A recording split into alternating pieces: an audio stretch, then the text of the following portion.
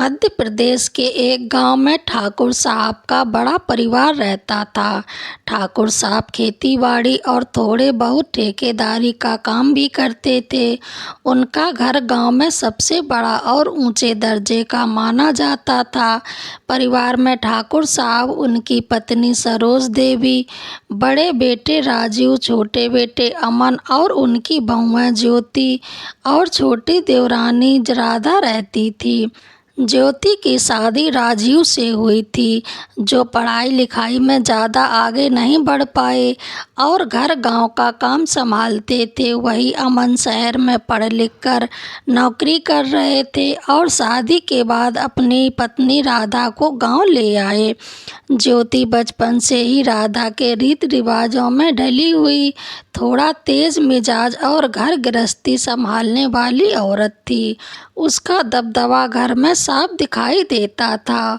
वही राधा पढ़ी लिखी, शांत स्वभाव की और आधुनिक सोच वाली लड़की थी। दोनों स्वभाव में बिल्कुल अलग थी। जब राधा पहली बार दुल्हन बनकर घर आई तो ज्योति ने उसका स्वागत पूरी रीति रिवाज से किया। शुरू में दोनों के बीच मधुरता थी।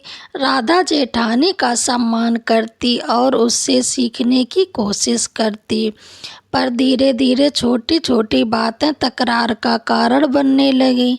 राधा जब नए नए तरीके से काम करती तो ज्योति कहती, हमारे घर में ये सब नहीं चलता, जैसा कि कहूँ वैसा ही करो। कभी कपड़े धोने के तरीके पर तकरार होती तो कभी रसोई में नमक मिर्च को लेकर।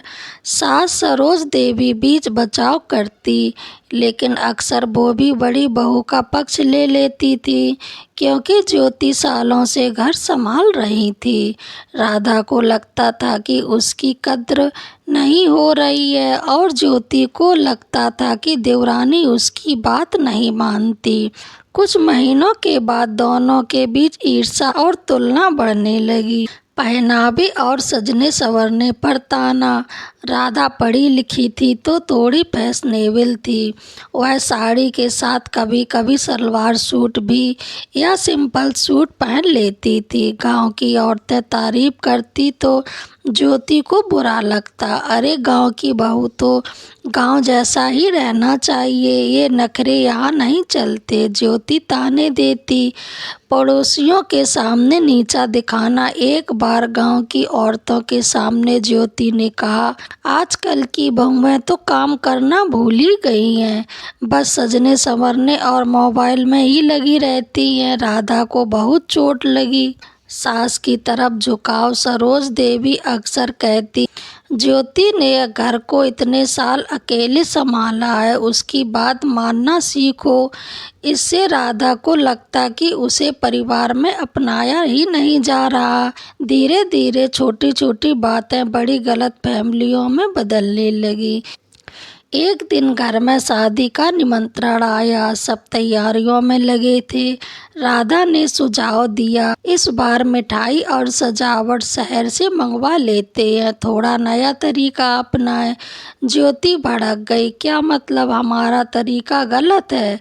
इतने साल से ही सब करती आई हूँ, अब तू हमें सिखाएगी? बात बढ़ी और दोनों में जोर जोर से झगड़ा होने लगा। राजीव और अमन के बीच में फंस गए। राजीव अपनी पत्नी ज्योति का पक्ष लेने लगे, अमन अपनी पत्नी राधा का। पूरा घर दो हिस्सों में बट गया। यहाँ तक कि गांव में भी बातें फैल गईं कि ठाकुर साहब के घर की बहुएं आपस में झगड़ रही हैं। ठाकुर साहब को बहुत दुख हुआ। वो बोले, जिस घर की बहुएं साथ ना रहे उस घर की इज्जत मिटनी में मिल जाती है। इसी बीच एक दिन अचानक छोटा बेटा अमन बुरी तरह बीमार पड़ गया। उसे तेज बुखार और खून की कमी हो गई। गांव के डॉक्टर ने कहा कि तुरंत शहर ले जाना पड़ेगा। उस रात ज्योति ने पहली बार अपनी देवरानी की आंखों में आंसू देखे। राधा बार बार कह रही थी कि हे भगवान, मेरे अमन को बचा लेना। ज्योति को एहसास हुआ कि रिश्तों की खटास कितनी छोटी है। असली चीज़ तो अपनों की जान है। शहर में इलाज के दौरान ज्योति ने राधा का साथ दिया। दोनों ने बारी बारी अमन की देखभाल की।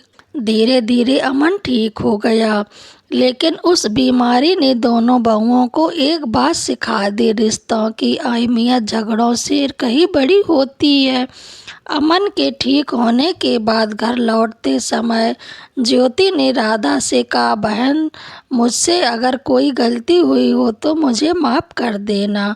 मुझे लगता था कि तू मेरी इज्जत कम कर रही है, पर असल में तू घर को बेहतर बनाना चाहती थी। राधा भी भावुक होकर बोली, नहीं जेठानी जी, गलती मेरी भी थी।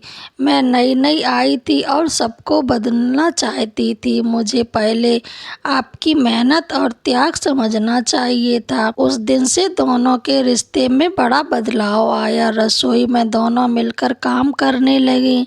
गांव की औरतों के सामने एक दूसरे की तारीफ करती।